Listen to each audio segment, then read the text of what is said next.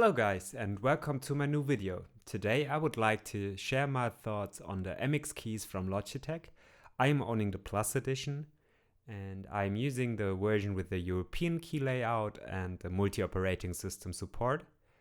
I purchased that keyboard on November last year, and what comes with the keyboard is a USB Type-C cable that connects on the top of the keyboard near the power button.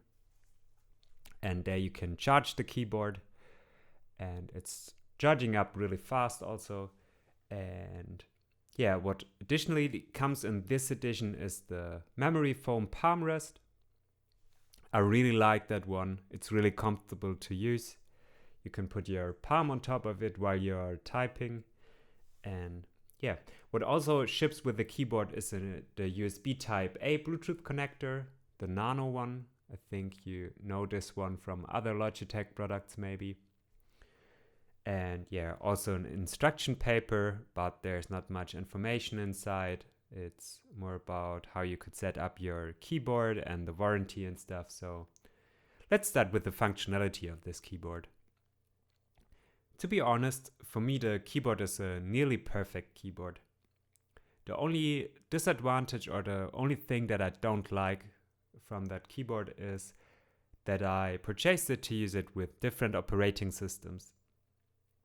I am using a Windows desktop computer and a MacBook, and I have to switch often between both. And what I thought is that you have like more key bindings printed on the surface of the keys, and only 3 buttons are printed there: the Option, the Command, and also the @ sign here. And for me as a software developer, I'm using a lot of Mac specific or a lot of keys that have Mac specific locations. And for example, the curly brackets. And I only see the location for the Windows key. And I really hate to think about every time on which position the key is located on the Mac. So that is something I really don't like. But I mean, the rest of the features are really good. What I really like is the battery life. For me, the keyboard lasts from 10 to 30 days. It's completely depending on how often I'm using it and how bright you turn on the backlight.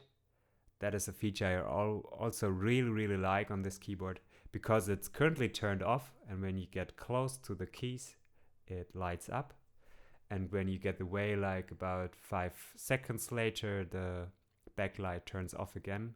And I think that is really good for the battery life of the keyboard. What I also like are the function keys on the top row where the F keys are normally positioned. You can press the function key. For example, change the brightness of the backlight. You can turn it off, almost completely off, and on again. What I also like are the improved keycaps. They have like not a flat surface. They have like a small caved shape, and this lets the fingertips stay in perfect position on the keycap. On flat keys you could like easy slip away from the key, but here that could not happen in my opinion. And overall also the feel of the typing is pretty good. It's also not that noisy. And let's go on to the build quality. For me the build quality is quite good. There's one thing that could be improved, that is the material that was chosen. It's mostly made out of plastic, and if it would have been, for example, an aluminum frame or something, it could be a bit better durability. But I mean, I'm using it for 5 months and you almost can't see like the usage, so it looks still like it is a new keyboard, and I'm totally fine with the build quality. About the price, I ordered this one in a sale, so I paid about €95 for it. I think that is fair if you compare it with the functionality it brings with. But to be honest, I purchased the Plus version of this one, and I think the palm rest should be the default option. It shouldn't be like an extra cost thing. I mean, there should be only one edition, not one with an additional palm rest. I mean, it doesn't look that expensive. It's really comfortable, but I think to pay a lot more to get this one, like I think it was about 10 or 15 euros you paid more, is a bit too much in my opinion. So you should get it in the default version and without an extra cost. And about the design, you can totally say this keyboard is definitely inspired by the Apple keyboard. I mean, the colors are also matching I would say the space gray from the Macs or the newer MacBooks. I mean, a difference is, I mean, they have a higher angle. You can see it here, like it's a bit more up than the Apple keyboard.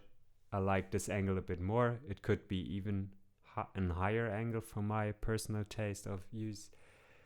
And yeah, what's also different is the more rounded corners on the keys. That is something, yeah, I kind of like, but I also like, I would have liked it to be a bit more edged instead, and for example to be more like the Microsoft Surface keyboard. But overall I think it looks pretty decent. It's a pretty minimalistic one. There's not a lot of extra space used. It's a pretty reduced one. You even have the numpad too. And what I also often use is the lock on the top right corner of the keyboard. You can easily like lock your current computer and go on the login screen. That is something I often use in the office, that no one can go at my computer or see what I'm currently doing, just for privacy reasons. And yeah, there are also some additional features that not every keyboard brings with. I think I don't want to count the foam, the palm rest as an additional feature. I mean, I paid extra for it, so normally you would get it without it. So when you think of the keyboard, one additional thing is the multi-device switch on top. So currently I'm connected with this one. You see it lights up, and you can just press the next one and directly the keyboard would connect to the other registered device. And if there is no device connected, I think this one, for example, doesn't switch currently because no device is connected yet to this slot. But you see now it's blinking while it's trying to connect to a device. It's the pairing mode, but I could directly switch back. And yeah, what I also like is the backlight. I already said that I think to turn off the backlight is a pretty good idea to save the battery. And another good feature that you only get when you install the Logitech Options software on your computer, it would support the flow feature that the MX Master mouse could use. And there you could switch between the different devices without tapping on an extra button. So for example, you would take your mouse and would slide to the right screen where a different device is connected. It would directly switch to this device, and also the keyboard would switch to this device without pressing the keys on top of here. And I think that is a really useful and good feature. So what do you think, guys? What do you like about this keyboard, or do you have a different keyboard that you prefer your own? And yeah, do you like this video? Please hit the like button. Feel free to subscribe to my channel to support me. Also let me know if you have some suggestions for future products I could review for you. And thank you for watching this video. Bye.